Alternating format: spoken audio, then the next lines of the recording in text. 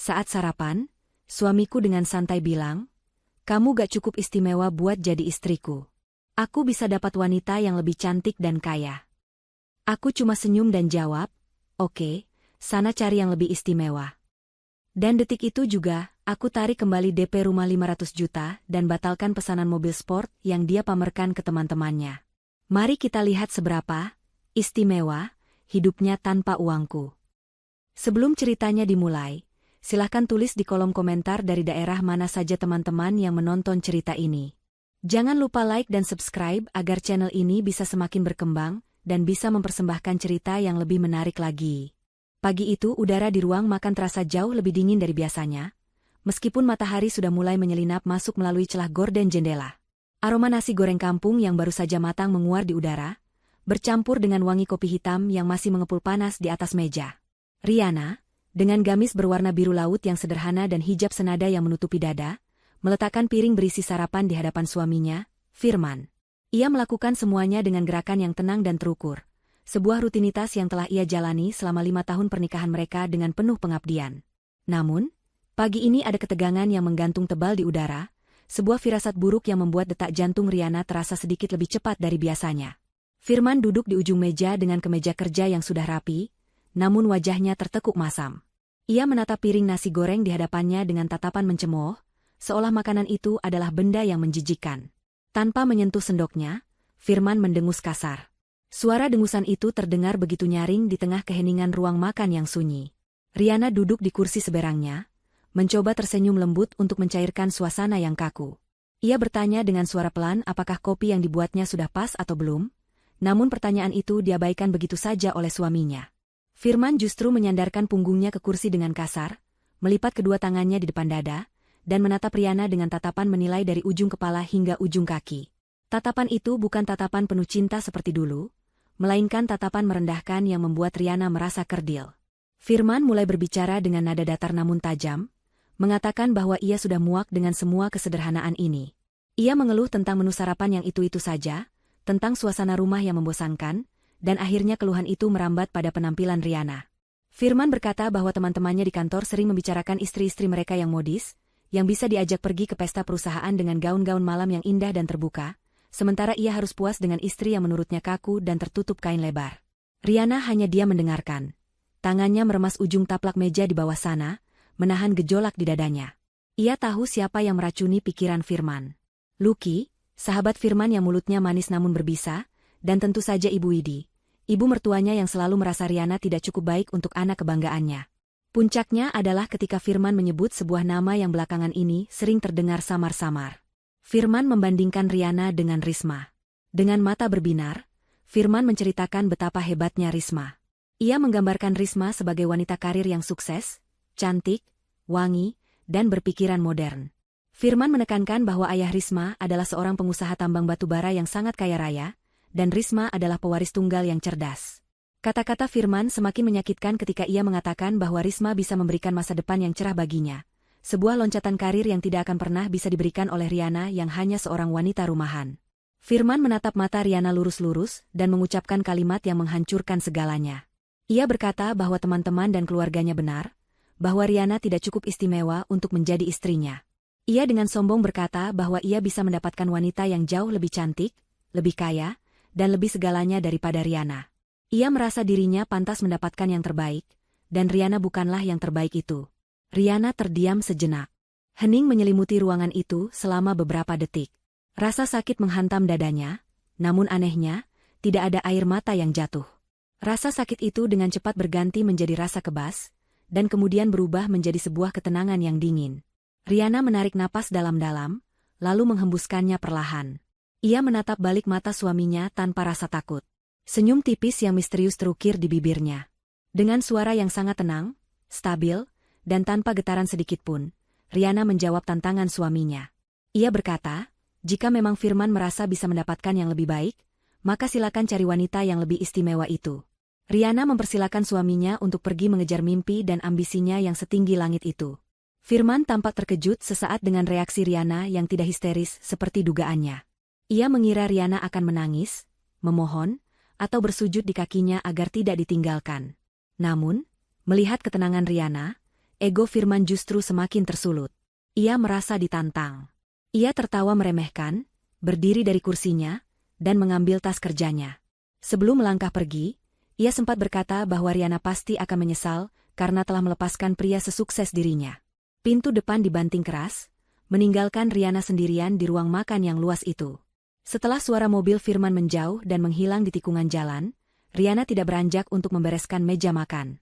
Ia masih duduk di sana, namun aura kelembutan yang tadi ia tampilkan perlahan memudar, berganti dengan aura ketegasan seorang pemimpin. Riana mengeluarkan ponsel pintar dari saku gamisnya. Jari jemarinya dengan lincah membuka daftar kontak dan mencari sebuah nomor khusus yang diberi nama asisten pribadi. Riana menempelkan ponsel ke telinganya. Begitu sambungan terhubung, nada bicaranya berubah menjadi sangat otoriter dan penuh wibawa. Sangat berbeda dengan nada bicara istri penurut yang ia tunjukkan pada Firman beberapa menit lalu. Ia memberikan instruksi yang jelas dan padat. Perintah pertamanya adalah membatalkan pesanan 1 unit mobil sport keluaran terbaru, yang rencananya akan ia berikan sebagai kejutan ulang tahun untuk Firman bulan depan. Mobil itu sudah ia pesan secara khusus dengan warna favorit Firman, namun kini, mobil itu tidak lagi memiliki pemilik. Tidak berhenti di situ, Riana melanjutkan perintahnya. Ia meminta asistennya untuk segera menghubungi pihak pengembang perumahan elit cluster Emerald. Riana memerintahkan penarikan kembali uang muka atau down payment sebesar 500 juta rupiah, yang sudah ia bayarkan minggu lalu, untuk pembelian rumah mewah impian Firman. Rumah itu rencananya akan menjadi hadiah ulang tahun pernikahan mereka, sebuah bukti cinta Riana yang tulus. Namun, Riana sadar bahwa cinta tidak bisa bertepuk sebelah tangan. Ia menegaskan kepada asistennya untuk memastikan uang itu kembali ke rekening pribadinya hari itu juga, tanpa ada potongan. Riana juga meminta pemblokiran akses kartu kredit tambahan yang selama ini dipegang oleh Firman. Kartu itu terhubung langsung dengan rekening utama Riana yang saldonya hampir tak terbatas. Rekening yang bersumber dari warisan keluarga Darmawan, identitas asli Riana yang selama ini ia sembunyikan demi mencari ketulusan cinta. Ternyata, ketulusan itu tidak pernah ada pada diri Firman. Setelah menutup telepon, Riana menatap piring nasi goreng yang sudah dingin di hadapannya. Ia berdiri, membawa piring itu ke tempat sampah, dan membuang isinya tanpa ragu. Seperti itulah ia akan membuang perasaannya pada Firman. Hari ini, ia bukan lagi istri yang lemah.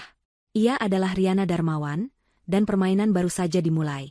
Matahari sudah tinggi ketika Firman memarkirkan mobil kantornya di pelataran parkir, sebuah restoran mewah bergaya Eropa di pusat kota. Perasaannya sedang melambung tinggi, sisa-sisa pertengkarannya dengan Riana pagi tadi sudah ia lupakan sepenuhnya.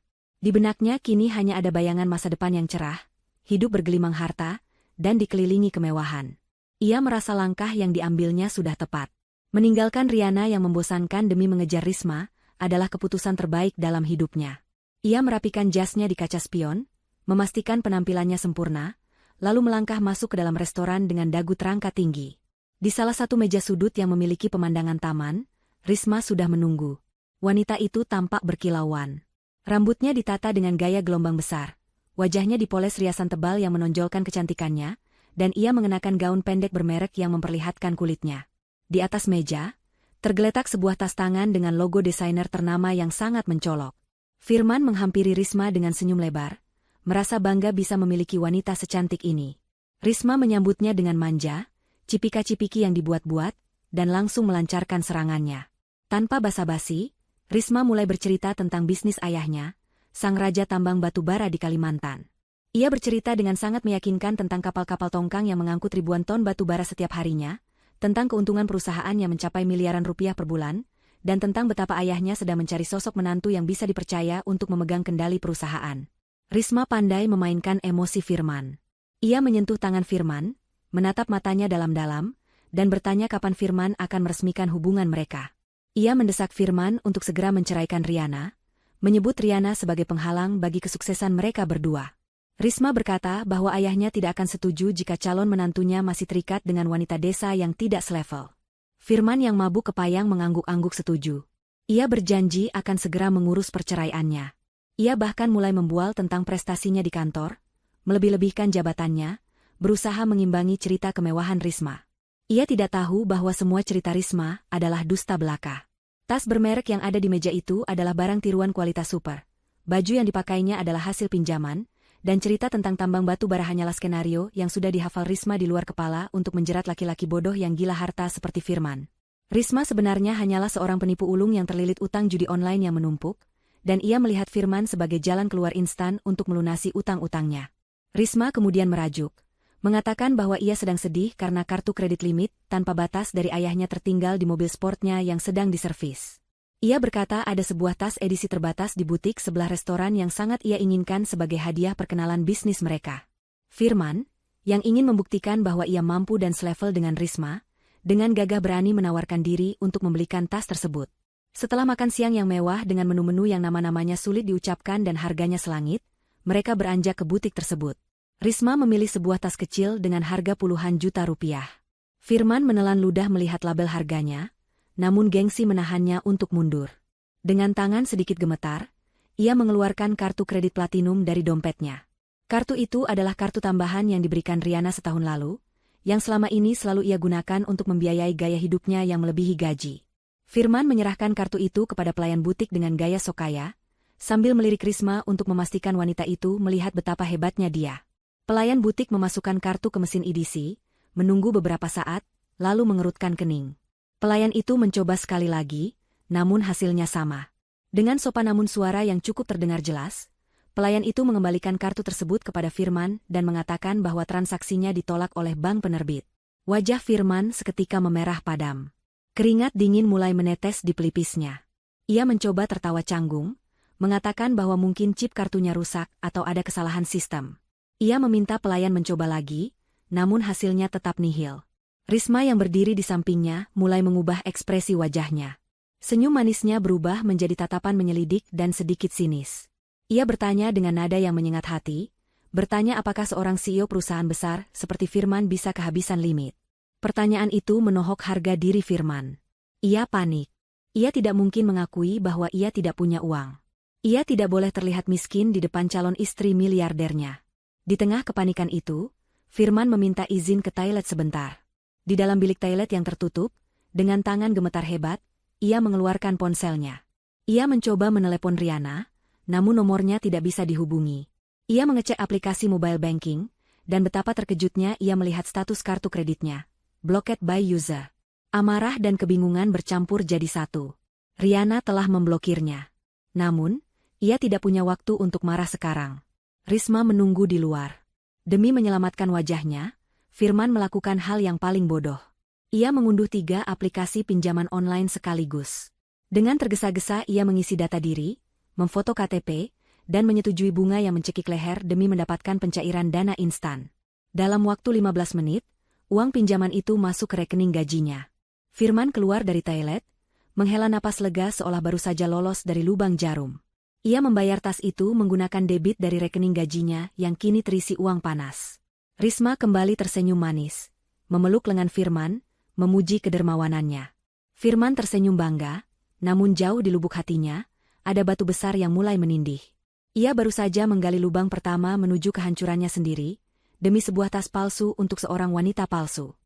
Mobil sedan hitam milik Firman berhenti perlahan di depan sebuah rumah sederhana yang asri dengan cat dinding berwarna krem yang mulai memudar termakan cuaca. Pagar besi yang sedikit berkarat berderit saat Firman mendorongnya terbuka, mempersilakan Risma untuk masuk ke dalam halaman rumah ibunya, Ibu Widi. Hari itu Firman sengaja membawa Risma berkunjung untuk meminta restu sekaligus pamer kepada ibunya, bahwa ia telah menemukan sosok wanita yang jauh lebih berkelas dibandingkan istrinya sekarang. Risma turun dari mobil dengan gaya anggun yang sudah dilatihnya berjam-jam di depan cermin. Ia mengenakan gaun terusan berwarna merah marun yang mencolok, sepatu hak tinggi yang mengetuk keras di atas ubin teras, dan kacamata hitam besar yang bertengger di atas kepalanya. Di tangannya, ia menjinjing sebuah bungkusan kertas tebal berwarna emas dengan pita besar. Sebuah properti wajib yang sudah ia siapkan untuk memuluskan sandiwaranya hari ini. Firman menggandeng tangan Risma dengan bangga, seolah ia sedang membawa seorang putri raja yang baru saja turun dari singgasana. Ia mengetuk pintu rumah dengan irama yang riang, tidak sabar melihat reaksi ibunya yang selama ini selalu mengeluh tentang penampilan Riana yang dianggap terlalu kaku dan tidak bisa dibanggakan di depan tetangga. Pintu terbuka dan muncullah Ibu Widi dengan daster batiknya. Wajah wanita parubaya itu seketika berbinar cerah saat melihat siapa yang datang. Matanya langsung tertuju pada penampilan Risma yang berkilauan, menyapu pandangan dari ujung rambut hingga ujung kaki dengan tatapan penuh kekaguman. Firman segera memperkenalkan Risma sebagai rekan bisnis yang sangat sukses, anak dari pemilik tambang batu bara yang sering ia ceritakan. Tanpa menunggu lama, Ibu Widi langsung menyambut Risma dengan pelukan hangat yang berlebihan, sesuatu yang jarang sekali ia lakukan kepada Riana selama 5 tahun terakhir. Mereka duduk di ruang tamu yang sempit namun rapi. Risma dengan gerakan teatrikal menyerahkan bungkusan emas yang dibawanya. Ia berkata dengan nada merendah yang dibuat-buat bahwa itu hanyalah oleh-oleh kecil, sebuah selendang sutra impor yang ia beli saat perjalanan bisnis ke luar negeri minggu lalu. Ibu Widi membuka bungkusan itu dengan tangan gemetar karena antusias. Di dalamnya terdapat kain halus bermotif indah.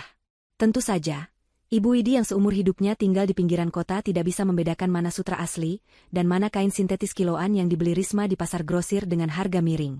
Bagi Ibu Widi, kemasan mewah dan cerita Risma sudah cukup menjadi bukti keaslian barang itu.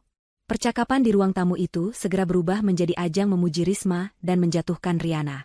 Ibu Widi membelai kain pemberian Risma sambil melirik sinis ke arah foto pernikahan Firman dan Riana yang terpajang di dinding. Ia mulai mengeluh panjang lebar. Ia berkata bahwa Riana adalah menantu yang membosankan. Menurutnya, Riana terlalu hemat, jarang berdandan, dan selalu memakai pakaian tertutup yang lebar seperti karung, sehingga membuatnya malu jika harus mengajak Riana ke acara arisan ibu-ibu kompleks. Ibu Widi membandingkan Riana dengan Risma secara terang-terangan di depan wajah mereka berdua. Ia memuji kulit Risma yang mulus, baunya yang wangi semerbak, dan gaya bicaranya yang luwes. Risma menanggapi pujian itu dengan senyum malu-malu kucing yang manipulatif. Ia sesekali melirik perhiasan emas yang dipakai Ibu Widi, gelang-gelang keroncong yang bergemerincing di tangan keriput wanita tua itu. Dalam hati Risma, ia sedang menghitung berapa nilai gram emas itu jika digadaikan. Risma semakin memanaskan suasana dengan berkata bahwa wanita harus bisa menjaga penampilan demi suami, dan ia menyindir bahwa istri yang tidak bisa merawat diri adalah istri yang tidak menghargai kesuksesan suaminya. Di tengah gelak tawa mereka yang merendahkan Riana, ponsel di saku daster Ibu Widi bergetar. Sebuah pesan masuk. Ibu Widi merogoh sakunya dan membuka pesan tersebut dengan malas. Mengira itu hanya pesan promosi operator atau broadcast tidak penting. Namun, nama pengirim di layar membuatnya sedikit terkejut. Itu pesan dari Riana. Ibu Widi membacanya dalam hati. Isinya singkat namun sangat tajam. Riana memberitahukan bahwa mulai bulan ini, transferan rutin sebesar 10 juta rupiah untuk biaya hidup, obat-obatan, dan tagihan listrik rumah Ibu Widi akan dihentikan total. Riana menuliskan alasannya dengan sopan namun menusuk, mengatakan bahwa karena Ibu Widi sudah memiliki calon menantu baru yang jauh lebih kaya raya dan idaman, maka sudah sewajarnya menantu baru itulah yang menanggung semua biaya hidup Ibu Widi mulai sekarang. Riana juga menambahkan bahwa fasilitas mobil jemputan langganan yang biasa mengantar Ibu Widi ke pasar juga sudah dibatalkan per hari ini. Reaksi Ibu Widi sungguh di luar dugaan. Bukannya takut atau khawatir, ia justru mendengus meremehkan dan tertawa kecil. Ia memperlihatkan pesan itu kepada Firman dan Risma sambil menggelengkan kepala. Ia mencemooh Riana yang dianggapnya sedang menggertak sambal. Bagi Ibu Widi, ancaman Riana tidak ada artinya dibandingkan dengan kekayaan Risma yang katanya memiliki tambang batu bara. Ibu Widi berpikir picik, 10 juta rupiah dari Riana hanyalah uang receh jika dibandingkan dengan apa yang bisa diberikan Risma nanti. Ia berkata kepada Risma dengan nada manja bahwa Riana sedang merajuk dan memutus uang belanja, seolah memancing Risma untuk segera menggantikan peran itu. Risma, yang sebenarnya tidak punya uang sepeser pun, tersenyum kaku. Ia menelan ludah dengan susah payah namun, tetap mempertahankan topeng kayanya. Ia berjanji manis akan membelikan apa saja untuk Ibu Widi nanti setelah urusan bisnisnya selesai, sebuah janji kosong yang membuat Ibu Widi semakin memujanya dan semakin membenci Riana. Tanpa mereka sadari, di tempat lain, Riana sedang menutup buku rekening yang selama ini membiayai kenyamanan hidup Ibu Widi, benar-benar memutus aliran dana tanpa ada niat untuk menyambungnya kembali. Beberapa hari setelah pertemuan di rumah Ibu Widi, Firman duduk di sebuah kafe remang-remang yang sepi pengunjung bersama Risma dan Lucky, sahabat karibnya sejak masa kuliah. Suasana di meja itu terasa berat dan penuh ketegangan, bercampur dengan asap rokok yang mengepul dari mulut Lucky. Di atas meja, Risma menggelar beberapa lembar kertas yang penuh dengan grafik, angka-angka fantastis, dan foto-foto area pertambangan yang entah diambil dari mana. Risma sedang memainkan peran terbaiknya sebagai seorang pebisnis wanita yang sibuk. Dengan suara yang meyakinkan dan penuh percaya diri, ia menjelaskan tentang sebuah peluang investasi emas yang tidak boleh dilewatkan. Ia bercerita bahwa perusahaan ayahnya sedang membuka slot terbatas untuk pemodal luar guna perluasan lahan tambang baru di Kalimantan Timur. Risma menjanjikan keuntungan yang tidak masuk akal, 50% dari modal awal akan kembali hanya dalam waktu 1 bulan, dan modal pokok akan dikembalikan utuh setelah 3 bulan. Lucky, pria bertubuh kurus dengan mata yang selalu terlihat liar mencari keuntungan, tampak sangat antusias. Ia adalah tipe orang yang selalu ingin kaya mendadak tanpa mau bekerja keras. Lucky langsung terjerat oleh bualan Risma. Ia memukul meja pelan, menatap Firman dengan mata melotot, dan mulai memprovokasi sahabatnya itu. Lucky mengatakan bahwa ini adalah kesempatan emas bagi mereka untuk mengubah nasib.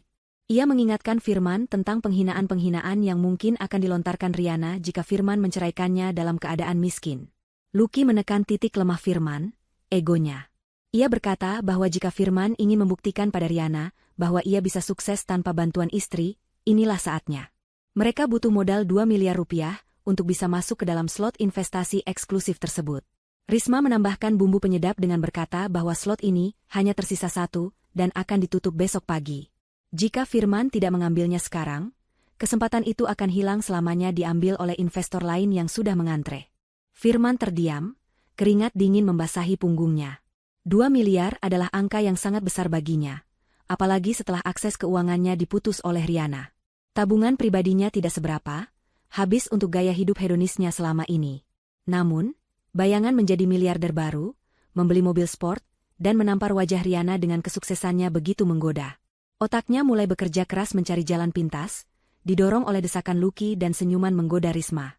Akhirnya, sebuah rencana jahat dan nekat muncul di benaknya. Ia teringat pada satu-satunya aset berharga yang bisa ia akses dengan mudah, sertifikat rumah ibunya. Ibu Widi menyimpan sertifikat itu di lemari pakaian tua yang kuncinya selalu ditaruh di bawah taplak meja rias. Firman tahu letaknya karena ia yang dulu membelikan lemari itu. Namun, nilai rumah ibunya paling tinggi hanya 1 miliar rupiah. Ia masih butuh 1 miliar lagi. Setan dalam diri Firman berbisik semakin keras. Sebagai manajer keuangan di kantor cabangnya, ia memiliki akses otorisasi untuk pemindahan dana operasional perusahaan. Biasanya, audit dilakukan setiap akhir bulan, dan sekarang masih awal bulan.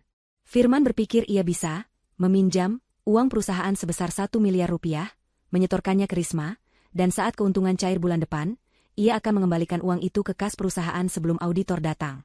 Tidak akan ada yang tahu, pikirnya naif. Rencana itu terdengar sempurna di telinga orang yang sedang putus asa dan serakah. Lucky menepuk bahu Firman keras-keras, menyemangatinya untuk tidak menjadi pengecut.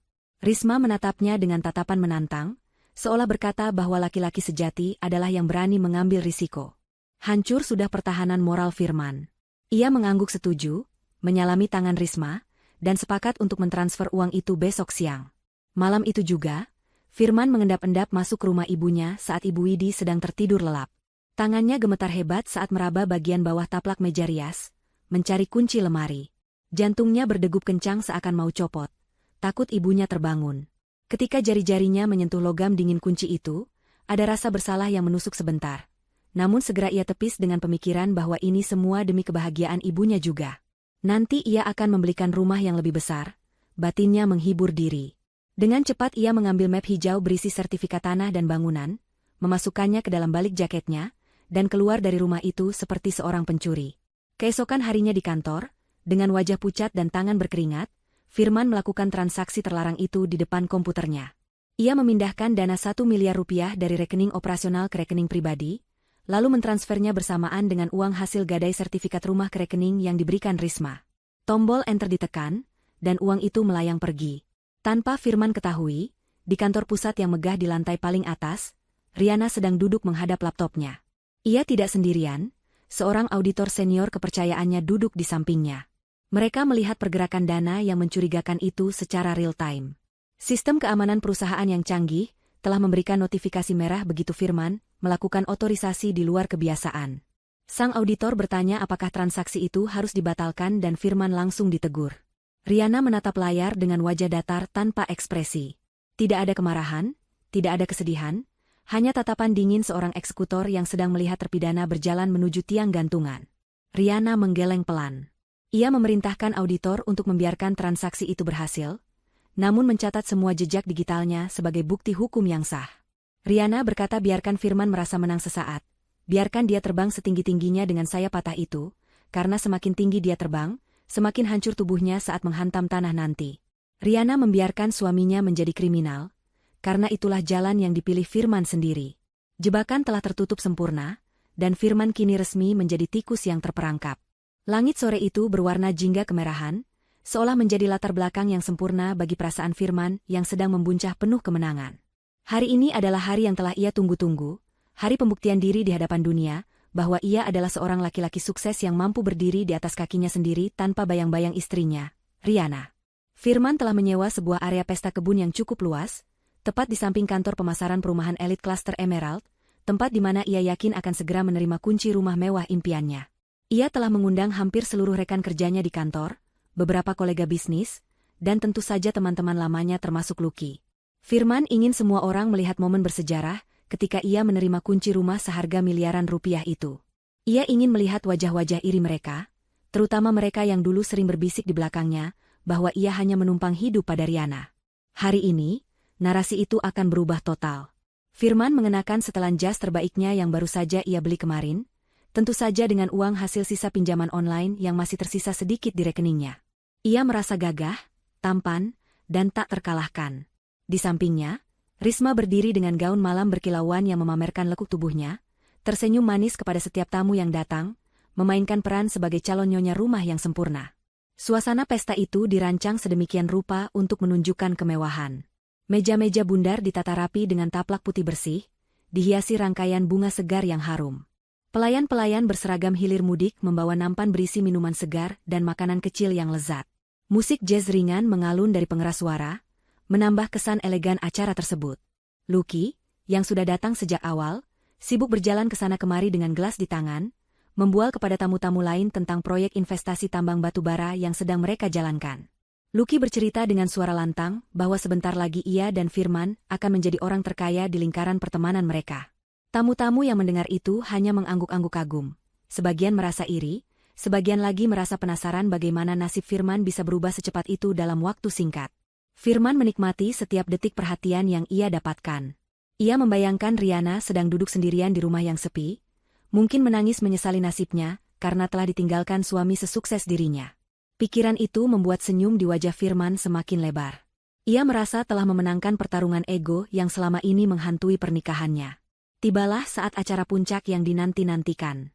Matahari sudah mulai terbenam, digantikan oleh lampu-lampu taman yang temaram dan romantis.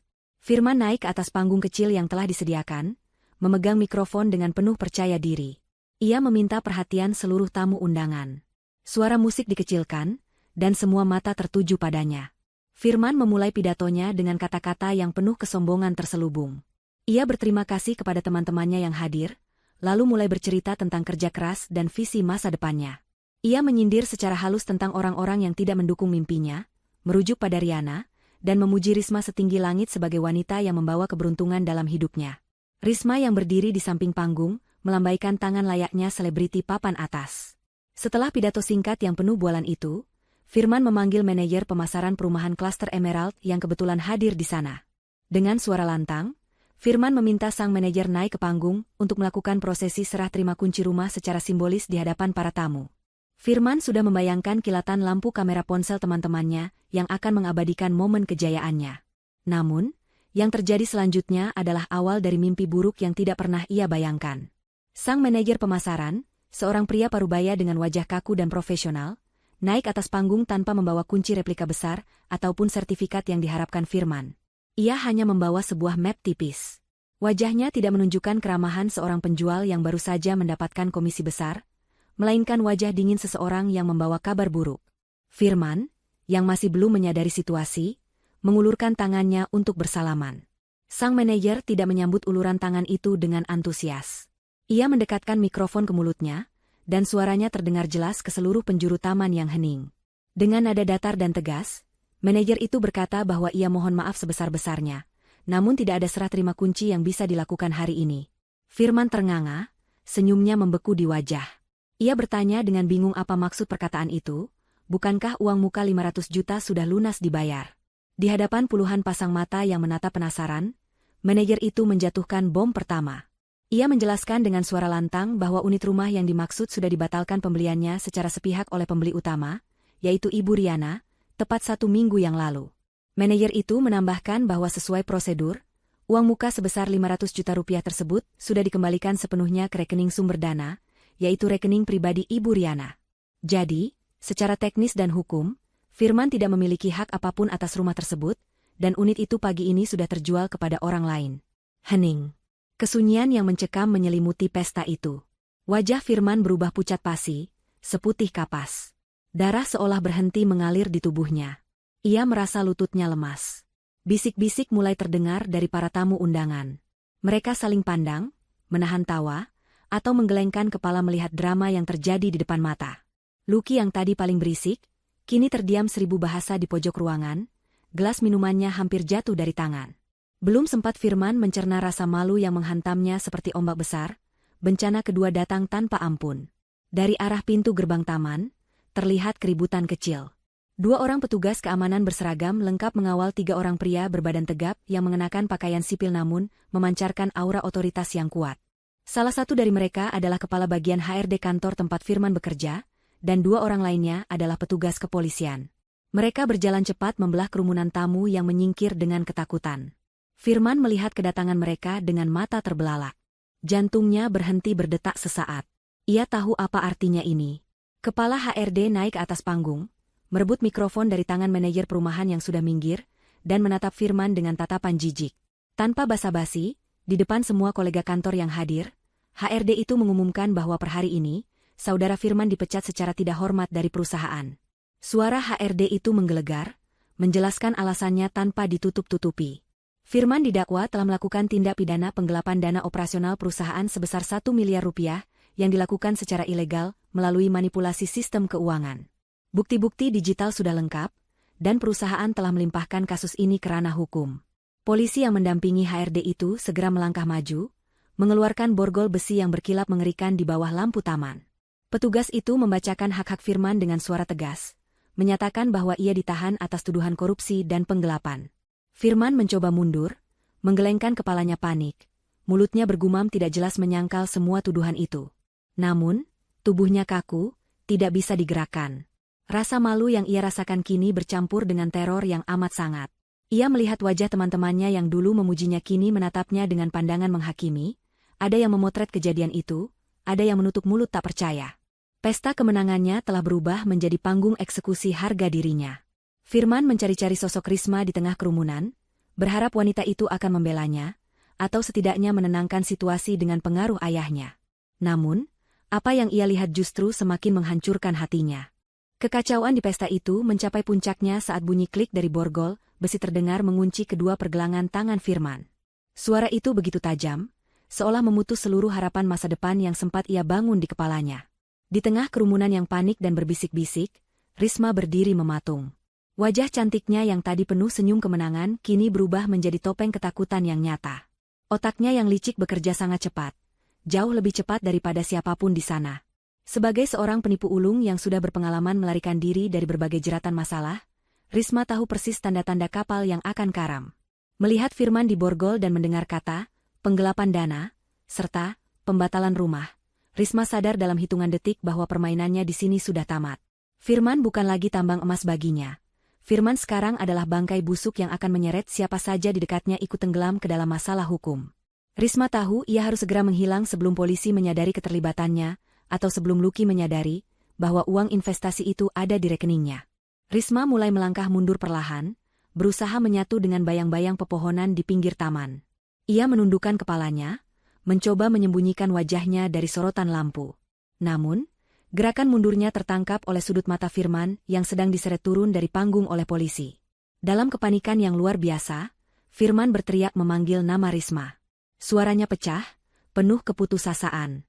Ia memohon kepada Risma untuk melakukan sesuatu. Ia berteriak meminta Risma menelepon ayahnya, sang pemilik tambang batubara yang konon memiliki koneksi kuat dengan pejabat dan aparat. Firman, dalam kenaifannya yang menyedihkan, masih percaya bahwa Risma adalah penyelamatnya. Ia berteriak bahwa ini semua pasti salah paham, dan uang 1 miliar itu akan segera diganti begitu profit investasi cair. Teriakan Firman membuat beberapa polisi menoleh ke arah Risma. Risma mengumpat dalam hati. Ia tidak bisa lagi bersembunyi.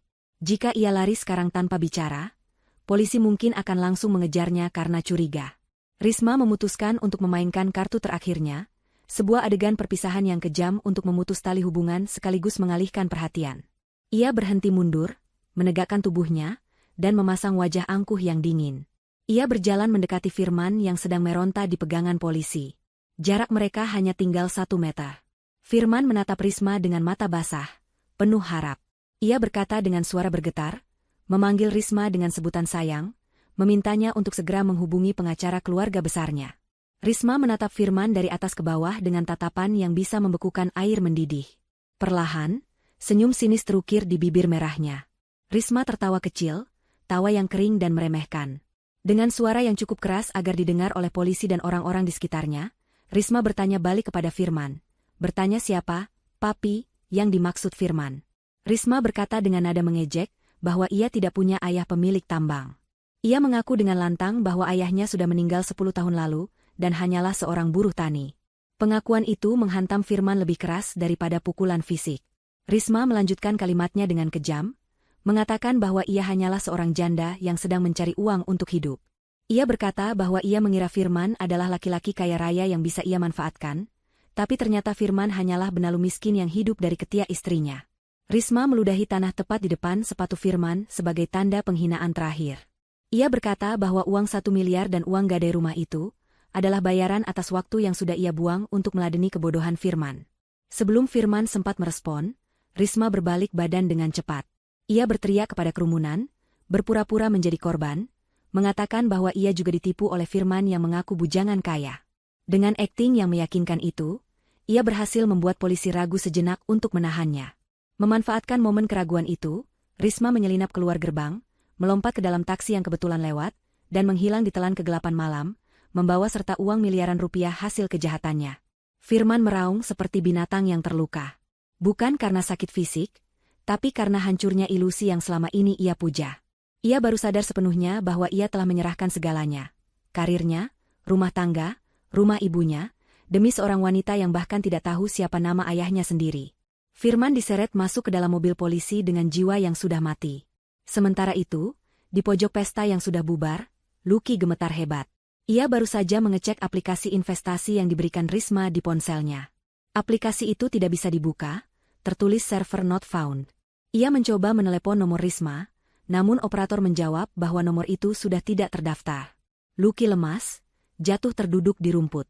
Uang tabungan seumur hidupnya yang ia kumpulkan susah payah, ditambah uang pinjaman dari rentenir yang ia ambil demi ikut investasi ini, semuanya lenyap tanpa bekas. Lucky menjambak rambutnya sendiri, berteriak frustrasi memanggil nama Firman dan Risma bergantian, menyadari bahwa keserakahannya telah membawanya ke jurang kehancuran. Bencana tidak berhenti di situ. Di tempat lain yang jauh dari hingar-bingar pesta, di sebuah kampung yang sepi, sebuah mobil operasional bank berhenti di depan rumah Ibu Widi. Jam dinding di ruang tamu Ibu Widi menunjukkan pukul 9 malam. Ibu Widi sedang menonton televisi sambil membelai selendang palsu pemberian Risma, membayangkan sebentar lagi ia akan pindah ke rumah mewah bersama anak dan menantu barunya. Ketukan keras di pintu membuyarkan lamunannya. Ketika Ibu Widi membuka pintu, ia mendapati 3 orang petugas bank dengan wajah serius dan seragam rapi. Mereka menanyakan keberadaan Firman. Ibu Widi dengan bangga menjawab bahwa anaknya sedang mengadakan pesta syukuran rumah baru. Petugas bank itu saling pandang, lalu salah satu dari mereka menyerahkan sebuah surat pemberitahuan penyitaan. Petugas itu menjelaskan dengan sopan namun tegas bahwa rumah yang ditempati Ibu Widi ini telah dijadikan jaminan utang oleh saudara Firman dengan tenor jangka pendek dan bunga tinggi kepada pihak ketiga yang bekerja sama dengan bank, dan pembayaran angsuran pertama sudah gagal bayar karena nomor kontak debitur tidak bisa dihubungi dan terindikasi ada masalah hukum. Petugas itu mengatakan bahwa sesuai perjanjian yang ditandatangani Firman, jika terjadi gagal bayar dan wan prestasi dalam investasi berisiko tinggi yang diambilnya, maka aset jaminan akan langsung dieksekusi atau disita. Ibu Widi tidak mengerti istilah-istilah perbankan yang rumit itu. Yang ia mengerti hanyalah kata, disita. Ia berteriak histeris, mengatakan bahwa sertifikat rumahnya ada di lemari, aman tersimpan. Ia lari ke kamar, mengobrak-abrik lemari pakaiannya, mencari map hijau kesayangannya. Namun, map itu kosong. Sertifikat itu tidak ada. Lutut Ibu Widi lemas, pandangannya gelap.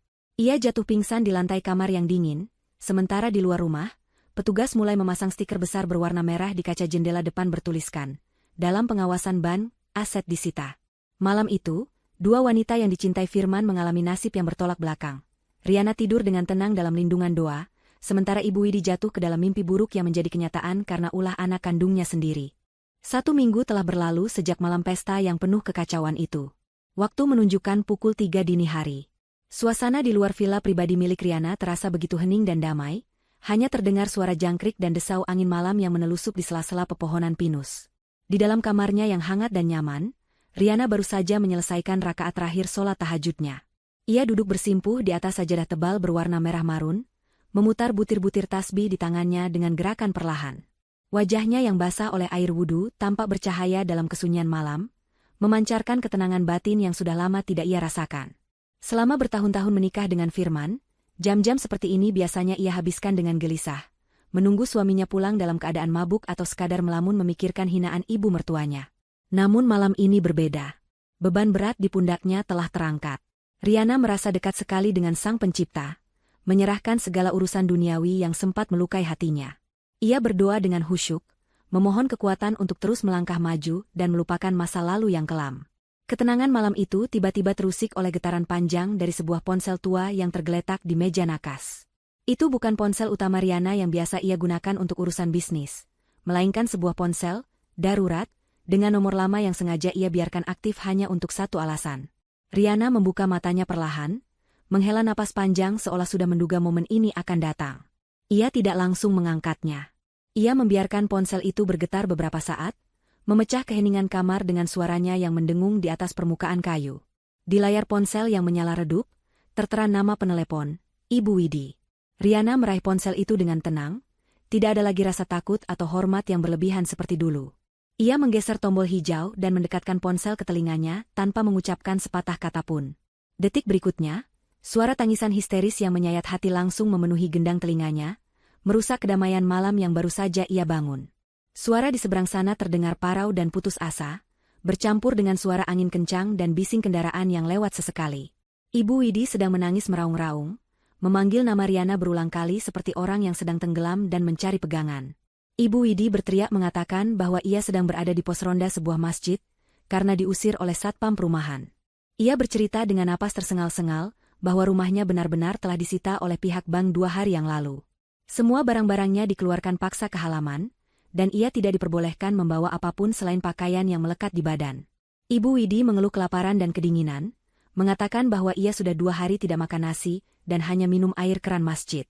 Ia meratap tentang nasibnya yang malang, tentang bagaimana ia yang dulu dihormati tetangga kini menjadi gelandangan yang dipandang hina. Tidak ada lagi kesombongan dalam suaranya, yang tersisa hanyalah ketakutan murni seorang wanita tua yang kehilangan tempat bernaung. Belum sempat Riana merespons, terdengar suara keributan di seberang sana, seolah ponsel itu direbut paksa. Kini suara Lucky yang terdengar. Suara laki-laki itu tidak kalah paniknya, bahkan terdengar lebih menyedihkan. Lucky memohon-mohon kepada Riana agar mau membantunya. Ia menceritakan bahwa sejak Risma kabur membawa uang investasi bodong itu, para rentenir yang meminjamkan modal kepadanya mulai memburunya siang malam. Lucky mengaku sedang bersembunyi di gorong-gorong jembatan, karena takut dibunuh jika ketahuan. Ia menangis seperti anak kecil, mengatakan bahwa semua tabungannya ludes, dan ia tidak punya uang sepeser pun untuk membeli makan atau kabur keluar kota. Lucky juga memberitahukan kondisi Firman yang mengenaskan. Ia mendapat kabar dari kenalannya bahwa Firman babak belur di dalam sel tahanan, karena dipukuli oleh tahanan lain yang merasa terganggu dengan rengekan Firman setiap malam. Firman sakit demam tinggi dan terus mengigau memanggil nama Riana. Riana mendengarkan semua laporan tragedi itu dengan ekspresi datar. Tidak ada setitik pun rasa iba yang muncul di hatinya. Ia teringat kembali pada hinaan-hinaan mereka di meja makan, pada tawa mereka saat merendahkan penampilannya, dan pada keserakahan mereka yang ingin menguasai hartanya. Riana sadar bahwa penderitaan yang mereka alami saat ini bukanlah ujian, melainkan hasil tuaian dari benih kejahatan yang mereka tanam sendiri. Ketika Lucky akhirnya diam karena kehabisan napas dan Ibu Widi kembali mengambil alih telepon sambil memohon transferan uang, Riana akhirnya membuka suara. Suaranya terdengar lembut, sangat sopan, namun memiliki ketajaman yang mampu mengiris hati siapapun yang mendengarnya. Riana bertanya dengan nada heran yang dibuat-buat, mengingatkan Ibu Widi pada percakapan mereka minggu lalu. Ia bertanya bukankah Ibu Widi sendiri yang mengatakan bahwa Risma adalah menantu idaman yang jauh lebih istimewa, lebih kaya, dan lebih pantas mengurus Ibu Widi dibandingkan dirinya. Riana melanjutkan kalimatnya dengan tenang. Ia menyarankan Ibu Widi untuk meminta tolong kepada Risma saja, sang putri tambang, yang sangat dipuja-puja itu. Ia berkata bahwa tidak pantas rasanya jika seorang mantan menantu yang dianggap kampungan dan memalukan ini, harus ikut campur urusan keluarga orang kaya. Kata-kata Riana menampar Ibu Widi lebih keras daripada angin malam yang menusuk tulang. Di seberang telepon, Ibu Widi hanya bisa menangis semakin keras, menyadari kebodohannya yang fatal. Riana tidak memberikan celah sedikit pun bagi mereka untuk membela diri. Ia menutup pembicaraan itu dengan kalimat singkat yang tegas. Ia berkata bahwa saat ini adalah waktu yang sangat sakral baginya untuk beribadah dan mendekatkan diri pada Tuhan, jadi ia mohon agar Ibu Widi tidak mengganggu waktu zikirnya lagi dengan urusan duniawi yang tidak penting. Tanpa menunggu jawaban, Riana mematikan sambungan telepon. Ia mematikan daya ponsel itu, meletakkannya kembali ke dalam laci, dan menguncinya. Riana kembali mengangkat kedua tangannya, melanjutkan doanya yang sempat terputus, membiarkan mereka yang di luar sana belajar bertanggung jawab atas pilihan hidup mereka sendiri. Bau apek yang menyengat hidung langsung menyambut Riana begitu ia melangkahkan kakinya masuk ke dalam koridor ruang kunjungan di kantor kepolisian resor kota. Udara di sana terasa lembab, bercampur dengan aroma keringat, disinfektan murah, dan keputusasaan yang mengambang di udara. Riana berjalan dengan langkah anggun namun pasti. Hari ini ia mengenakan setelan blazer panjang berwarna abu-abu muda yang dipadukan dengan hijab satin berwarna senada. Penampilannya terlihat sangat berkelas. Kontras sekali dengan lingkungan sekitarnya yang suram dan dinding-dinding kusam yang catnya mulai mengelupas. Di sampingnya, berjalan seorang pria parubaya berjas rapi yang membawa tas kerja kulit tebal, pengacara kepercayaan keluarga besar Riana yang sengaja ia bawa untuk mendampingi pertemuan ini. Para petugas polisi yang berjaga di koridor mengangguk hormat saat Riana lewat.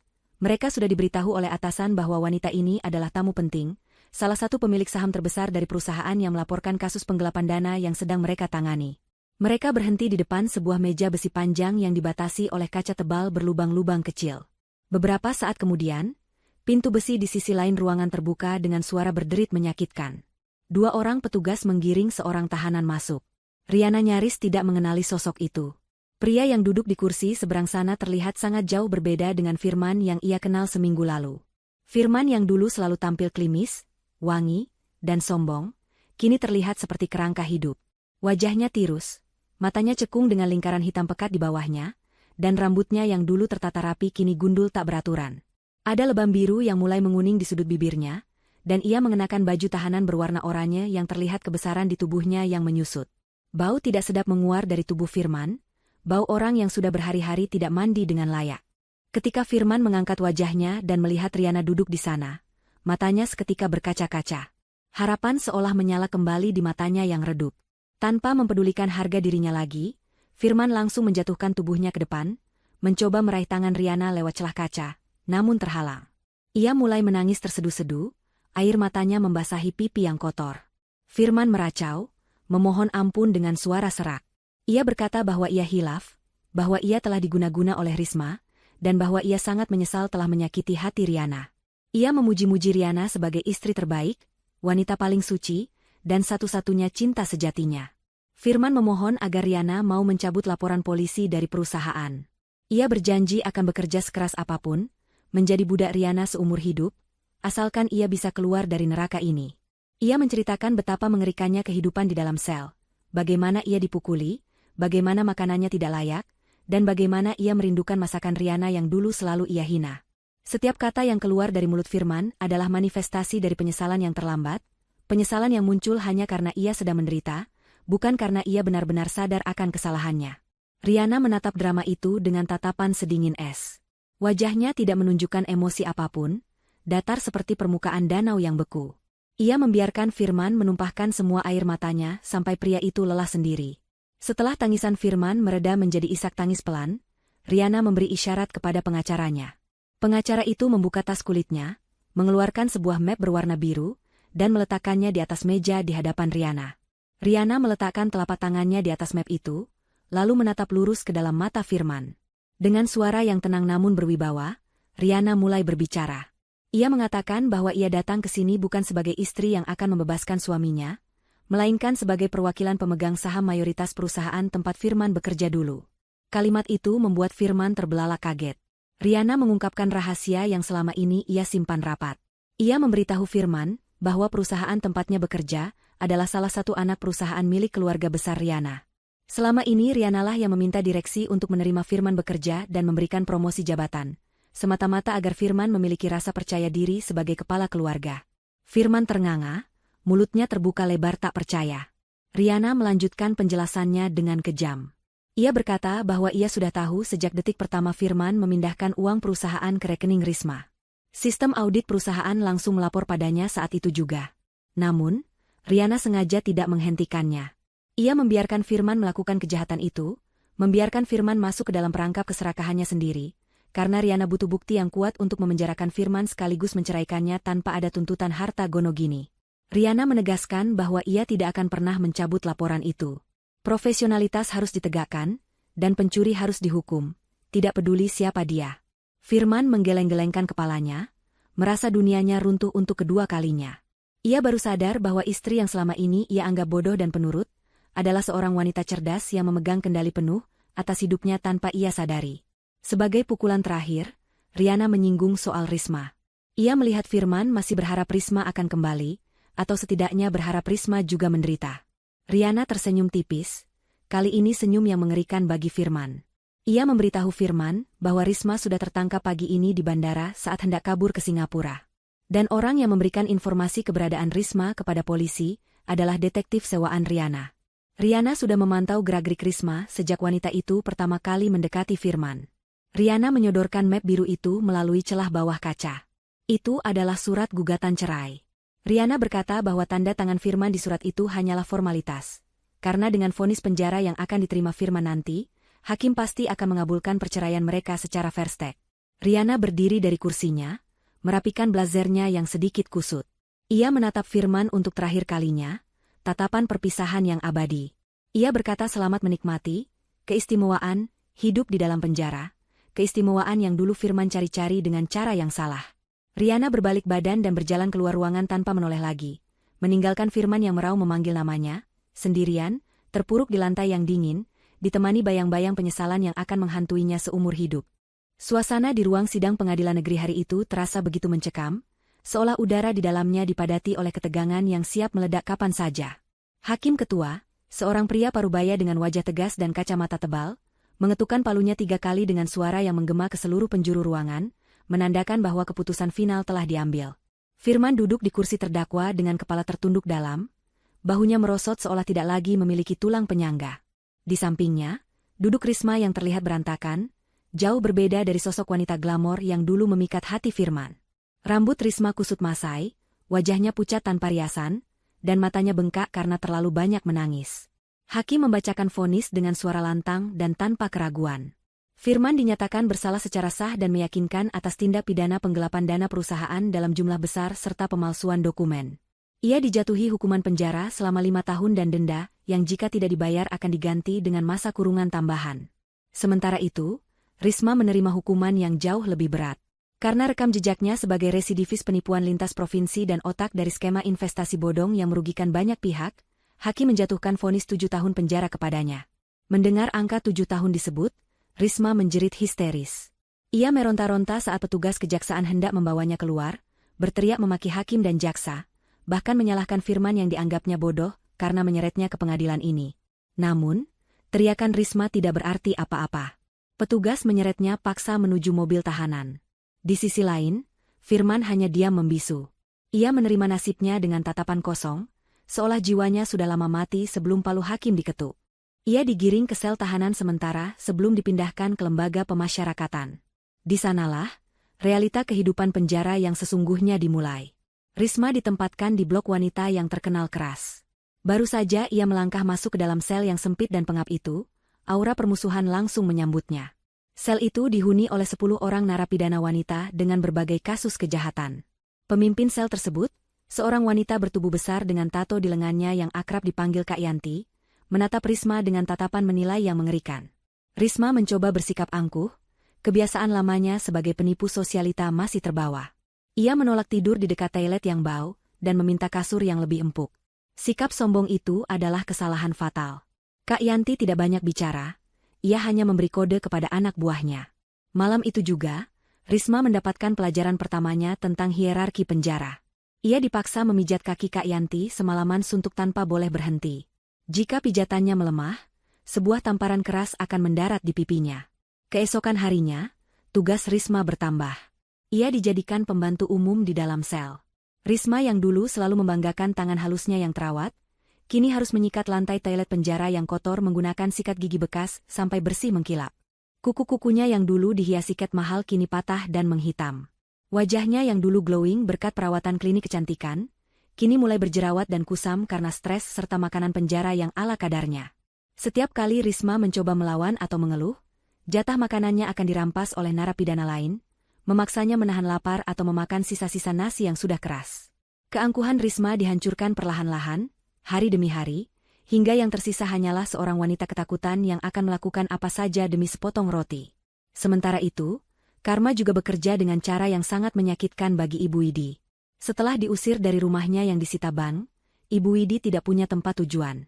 Lucky, yang dulu sering menjilatnya, kini menghilang di telan bumi karena dikejar-kejar penagih utang yang ganas. Lucky hidup menggelandang, berpindah dari satu kolong jembatan ke kolong jembatan lain, hidup dalam ketakutan setiap kali mendengar suara motor berhenti. Tanpa ada yang menolong, Ibu Widi terpaksa menyewa sebuah peta kamar sempit di daerah kumuh dekat Pasar Induk. Ukuran kamarnya hanya cukup untuk menaruh kasur busa tipis yang sudah kempes. Tidak ada AC, tidak ada kulkas, hanya ada kipas angin tua yang berbunyi berisik. Uang simpanannya sudah habis untuk makan di minggu-minggu awal. Demi menyambung hidup, wanita yang dulu sangat menjaga gengsi dan melarang Riana bekerja ini, kini harus membanting tulang di usianya yang sudah senja. Setiap jam 2 pagi, saat orang lain masih terlelap dalam selimut hangat, Ibu Widi harus bangun dan berjalan kaki menuju pasar. Ia bekerja sebagai buruh cuci piring di sebuah warung nasi yang ramai. Tangannya yang dulu dihiasi gelang-gelang emas kini keriput, kasar, dan sering lecet terkena sabun cuci yang keras serta air kotor. Punggungnya sering terasa sakit luar biasa, karena harus membungkuk berjam-jam mencuci tumpukan piring kotor bekas orang makan. Bayarannya tidak seberapa, hanya cukup untuk membeli makan 2 kali sehari dan membayar sewa kamar. Suatu pagi, saat sedang berjongkok mencuci piring di belakang warung yang menghadap ke jalan raya, sebuah mobil mewah berwarna hitam mengkilap melintas pelan karena macet. Kaca jendela belakang mobil itu sedikit terbuka. Jantung Ibu Widi seakan berhenti berdetak saat melihat siapa yang duduk di dalamnya. Itu Riana. Mantan menantunya itu terlihat sangat cantik dan segar. Riana sedang berbicara di telepon, wajahnya tersenyum tenang, memancarkan aura kedamaian dan kemewahan yang tidak dibuat-buat. Di samping Riana, duduk seorang pria yang terlihat gagah dan sopan, mungkin rekan bisnis atau seseorang yang spesial. Mobil itu hanya melintas beberapa detik, namun dampaknya bagi Ibu Widi berlangsung selamanya. Ia teringat bagaimana dulu ia menghina Riana di meja makan, menyebutnya tidak selevel, kumel, dan memalukan. Kini, kenyataan menamparnya balik dengan sangat keras. Riana adalah berlian yang ia buang ke tempat sampah, dan Risma adalah bangkai busuk yang ia pungut dan ia puja sebagai permata. Ibu Widi menunduk, air matanya menetes jatuh ke dalam ember cucian yang berbusa kotor. Ia menangis sesenggukan, bukan hanya karena nasibnya yang buruk, tapi karena rasa penyesalan yang begitu dalam dan menyakitkan. Ia sadar, tidak ada gunanya menangis sekarang. Pintu maaf sudah tertutup, dan ia harus menjalani sisa hidupnya dalam bayang-bayang penyesalan yang ia ciptakan sendiri. Karma tidak pernah salah alamat, dan kali ini, Karma menagih bayarannya secara tunai, lunas tanpa sisa. 5 tahun kemudian, pintu gerbang besi lembaga pemasyarakatan itu terbuka dengan suara derit yang berat dan menyayat telinga. Matahari pagi yang terik langsung menyengat kulit, seolah menyambut kebebasan seorang pria yang baru saja melangkah keluar dari balik tembok tinggi tersebut. Pria itu adalah Firman. Namun, sosoknya kini nyaris tak dikenali. 5 tahun di dalam penjara telah menggerogoti fisiknya habis-habisan. Tubuhnya kurus kering, kulitnya menghitam terbakar matahari karena sering dihukum kerja paksa di ladang penjara, dan rambutnya yang dulu hitam tebal kini sudah memutih dan menipis di sana-sini. Giginya ada yang tanggal, dan jalannya sedikit pincang akibat perkelahian dengan sesama narapidana di tahun pertamanya. Ia menjinjing sebuah kantong plastik hitam berisi satu-satunya harta benda yang ia miliki. Sepotong baju ganti yang sudah lusuh dan sikat gigi bekas. Firman berdiri di pinggir jalan raya, memicingkan mata melihat kendaraan yang berlalu lalang. Tidak ada yang menjemputnya. Tidak ada Ibu Widi, tidak ada Lucky, apalagi Risma yang masih harus mendekam 2 tahun lagi di penjara wanita. Firman benar-benar sendirian di dunia yang sudah berubah ini. Dengan langkah gontai, Firman mulai berjalan menyusuri trotoar kota. Ia tidak punya uang sepeser pun untuk naik angkutan umum. Perutnya berbunyi, perih minta diisi, tapi ia harus menahannya. Ia berjalan tanpa tujuan yang jelas, hanya mengikuti insting untuk menuju pusat kota, tempat di mana dulu ia pernah merasa menjadi raja. Kota itu telah banyak berubah. Gedung-gedung bertingkat baru bermunculan, jalanan semakin padat, dan orang-orang terlihat sibuk dengan urusan masing-masing. Firman merasa asing, seolah ia adalah hantu dari masa lalu yang tersesat di masa depan. Saat melewati sebuah perempatan jalan besar di kawasan bisnis elit, langkah Firman terhenti. Matanya terpaku pada sebuah layar videotron raksasa yang menempel di dinding gedung pencakar langit yang megah. Layar itu sedang menayangkan profil tokoh inspiratif bulan ini. Di layar raksasa itu, wajah yang sangat ia kenal terpampang jelas dengan resolusi tinggi. Rihanna. Namun, itu bukan Rihanna yang ia ceraikan 5 tahun lalu. Rihanna di layar itu terlihat jauh lebih berwibawa, anggun, dan memancarkan karisma yang kuat. Ia mengenakan busana muslimah modern yang elegan, berdiri di depan sebuah podium dengan latar belakang logo perusahaan multinasional. Tulisan besar di bawah wajahnya berbunyi, Rihanna Darmawan, Muslimah Entrepreneur of the Year Philanthropist. Narator berita menyebutkan bahwa Rihanna baru saja meresmikan yayasan pendidikan gratis untuk anak yatim piatu, dan sedang mengembangkan bisnis properti syariah terbesar di negara ini. Hati Firman mencelos. Rasa sesak menghimpit dadanya. Ia melihat mantan istrinya itu terbang begitu tinggi, menembus langit kesuksesan yang dulu hanya bisa Firman impikan dalam tidurnya. Rasa penasaran dan kerinduan yang aneh mendorong Firman untuk mencari tahu di mana acara itu berlangsung. Dari teks berjalan di videotron, ia tahu bahwa Rihanna sedang mengadakan acara peluncuran buku biografinya di sebuah hotel bintang 5 yang letaknya tidak jauh dari sana. Dengan sisa tenaganya, Firman berjalan menyeret kakinya menuju hotel tersebut. Sesampainya di sana, kemewahan hotel itu membuat Firman merasa semakin kerdil. Mobil-mobil mewah berderet di lobi, tamu-tamu undangan berpakaian mahal keluar masuk dengan wajah ceria. Firman mencoba mendekat ke arah pintu masuk lobi, berharap bisa melihat Rihanna sekilas saja. Atau mungkin, dalam hayalan liarnya, Rihanna akan melihatnya dan merasa iba lalu memberinya sedikit uang. Namun, belum sempat kakinya menginjak karpet merah di depan pintu, 2 orang petugas keamanan bertubuh kekar langsung menghadang jalannya. Petugas itu menatap Firman dengan tatapan curiga dan jijik. Mereka mengira Firman adalah pengemis atau gelandangan yang hendak mengganggu kenyamanan tamu. Petugas itu membentak Firman, menyuruhnya pergi menjauh dari area hotel. Firman mencoba menjelaskan bahwa ia mengenal bintang utama acara tersebut, bahwa ia adalah mantan suaminya. Namun, pengakuan itu justru membuat para petugas keamanan tertawa terbahak-bahak. Mereka mendorong Firman hingga terjatuh ke aspal panas. Saat Firman sedang berusaha bangun sambil menahan sakit di sikunya, pintu kaca lobi hotel terbuka lebar. Suasana mendadak hening penuh kekaguman. Rihanna keluar dari sana, dikawal oleh beberapa asisten. Ia tampak bersinar, mengenakan gaun panjang berwarna pastel yang indah. Tapi Rihanna tidak sendirian. Di sampingnya, berjalan seorang pria yang gagah, berwajah tampan dengan sorot mata yang teduh dan cerdas. Pria itu menggandeng tangan Rihanna dengan lembut namun protektif. Di tangan pria itu, seorang anak kecil perempuan berusia sekitar 3 tahun digendong dengan penuh kasih sayang. Itu adalah keluarga baru Rihanna. Suami barunya adalah seorang dokter spesialis bedah syaraf yang terkenal dermawan dan saleh, sosok yang jauh lebih segalanya dibandingkan Firman. Mereka tertawa bahagia, sebuah tawa lepas yang menunjukkan bahwa hidup mereka penuh dengan cinta dan keberkahan. Firman terpaku. Ia berdiri kaku di pinggir jalan, hanya berjarak beberapa meter dari mobil Alphard putih yang sudah menunggu Rihanna. Saat Rihanna hendak masuk ke dalam mobil, pandangannya tidak sengaja menyapu ke arah tempat Firman berdiri. Waktu seolah berhenti berputar bagi Firman. Jantungnya berdegup kencang. Ia berharap Rihanna akan menunjukkan emosi, marah, benci, sedih, atau apapun itu yang menandakan bahwa Firman masih memiliki arti dalam hidupnya. Namun, yang terjadi justru hal yang paling menyakitkan dari segalanya. Rihanna menatap Firman, mengenali wajah lusuh itu, namun ekspresinya sama sekali tidak berubah. Tidak ada kejutan, tidak ada kebencian, tidak ada air mata. Tatapan Rihanna kosong dan datar, seolah ia sedang melihat tiang listrik atau tong sampah di pinggir jalan. Sebuah tatapan ketidakpedulian yang total. Bagi Rihanna, Firman hanyalah masa lalu yang sudah selesai, sebuah bab buku yang sudah lama ia tutup dan ia bakar abunya. Rihanna mengalihkan pandangannya dengan santai, kembali tersenyum pada suaminya, dan masuk ke dalam mobil tanpa menoleh lagi. Pintu mobil tertutup rapat, meredam suara dunia luar. Mobil mewah itu melaju perlahan meninggalkan lobi hotel, meninggalkan debu dan asap tipis yang menerpa wajah Firman.